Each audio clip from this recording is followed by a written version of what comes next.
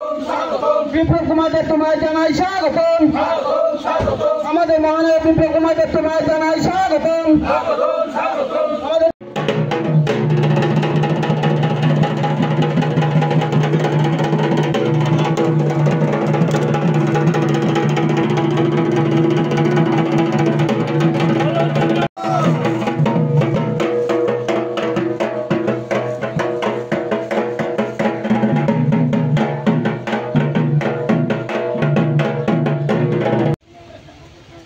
আমাদের এই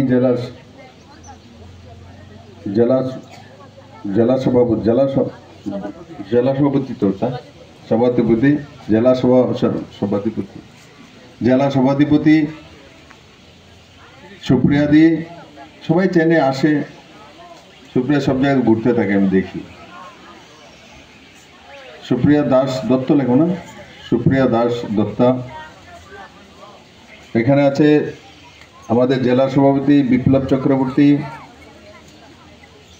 আমাদের মন্ডল প্রেসিডেন্ট, পুরনো মন্ডল প্রেসিডেন্ট। তো আমার ছেলেও আছে এখানে। আর সবাইকে একবার খুলুমকা করো, এতে নমস্কার করো। ঠিক আছে, ও তো এমনিতেই দুর্গাপূজা দেখার জন্য এসছে দিল্লি থেকে। তো আমি বলেছি এক্ষণে আমি কয়েকটা জায়গাতে যাব যেখানে বড় পূজা না, কিন্তু মানুষগুলি বড় বড়, মানুষগুলি ভালো। তো তাকে দেখানোর জন্য তো এখানে এসে কত বড় মাত্রা সে জনজাতি ভাই বোনদের দেখছে। আর এখানে বড় মাত্রা উপস্থিত আমার জাতি জনজাতির ভাইয়েরা বোনেরা, শুধু গুরুজনরা এখানে উপস্থিত। অঞ্চলের আমার ভারতীয় জনতা পার্টির নেতৃত্ব, মিডিয়ার বন্ধুরা।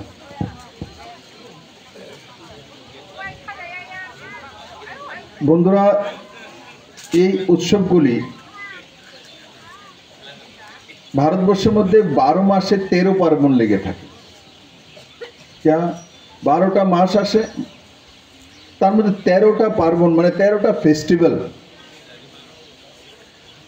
গড়িয়া পূজা আছে, কেয়ার পূজা আছে, ত্রিপুরেশ্বরী মায়ের মন্দিরে দীপাবলি উৎসব আছে, তারপরে লক্ষ্মী পূজা, সরস্বতী পূজা, গণেশ পূজা, দুর্গা পূজা, কালী পূজা, তারপরে আর কি আছে, লক্ষ্মীর ব্রত, কার্তিকের ব্রত, তারপরে সন্তোষীমার ব্রত, তারপরে বিপদনাশিনীর ব্রত,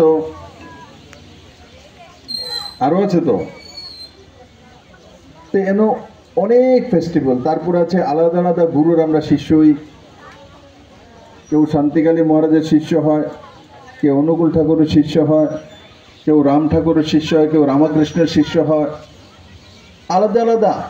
তো কত ধরনের কার্যক্রম আমরা করি এই ফেস্টিভ্যালগুলির মাধ্যমে, এই উৎসবগুলির মাধ্যমে। আমাদের একদিকে সংস্কৃতির, কৃষ্টির, সনাতন পরম্পরার যে সিস্টেম সেটাকে আমরা ধরে রাখি, আর অন্যদিকে এই পূজা পার্বণ অনুষ্ঠানগুলো আমাদের সমাজের মধ্যে একটা আর্থিক লেনদেনেরও ব্যবস্থা করে। তার মধ্যে এমনিতে মনে করে দাদা ইন্ডাস্ট্রি লাগালে ইনকাম হয়, হোটেল লাগালে ইনকাম হয়। আমি তো বলি এই যে কালচারাল ফাংশনগুলো তার মধ্যে দিয়েও তো ইনকাম হয়। এখানে যারা যারা এই দুর্গাপূজা আয়োজন করেছে, চাঁদা তুলেছে, একত্রিত করেছে পয়সা, পূজা করার জন্য খরচা করেছে। তো যখন মানুষ পয়সা তুলে খরচা করে তো বাজারে লেনদেন হয়, আর লেনদেন হলে আমাদের লাভ হয়। এই কমিউনিস্টরা দীর্ঘদিন ছিল, এরা বলতো পূজা অর্চনা এসব করার দরকার নেই। তারা জানি না যে এত বড় একটা বাজার দেওয়ালি মেলার সময় ভারতবর্ষে এক দিনে প্রায় 1 লাখ কোটি টাকার বিজনেস হয়। 1 লাখ কোটি টাকার বিজনেস একদিনে। ধনতেরাস আসে, লাখো কোটি টাকার পুরো ভারতবর্ষের মানুষ কোনো না কেউ একটা ডেক কিনবে, কেউ একটা বর্তন মানে বাসন কিনবে, কেউ রূপা কিনবে, কেউ গোল্ড কিনবে, তার আর্থিক সামর্থ্য অনুসারে কেউ গাড়ি কিনে, কেউ বাইক কিনে। তার মানে ফেস্টিভ্যালগুলো আমাদের আর্থিক যে পরিস্থিতি তাকে সকারাত্মকভাবে মুভমেন্ট করা।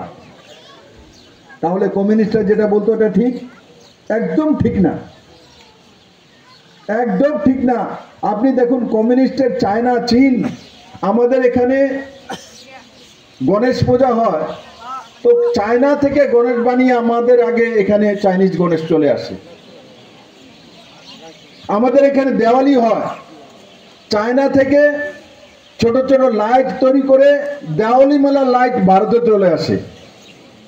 তার মানে আমাদের ফেস্টিভ্যালে চীন পর্যন্ত বিজনেস করে। আর এখানে বসে বসে কমিউনিস্টরা বলতো দেওয়ালি মেলা করার দরকার নেই, দুর্গা পূজা করার দরকার নেই, কালী পূজা করার দরকার নেই, মন্দিরে যাওয়ার দরকার নেই, পূজা অর্চনা করে কি তুলসী গাছ লাগানোর দরকার নেই, লঙ্কা গাছ লাগিয়ে রাখো তুলসীর বদলে, মানে আবোল তাবোল করার। আমি কথা বলি তার জন্য বলি, এরা একটা লম্বা সময় ত্রিপুরা রাজ্যের মধ্যে রাজ করেছে,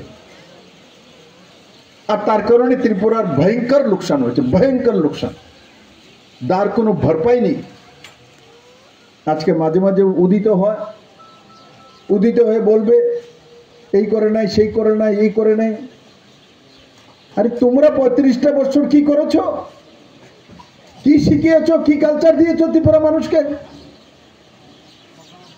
কি কালচার দিয়েছে কমিউনিস্ট?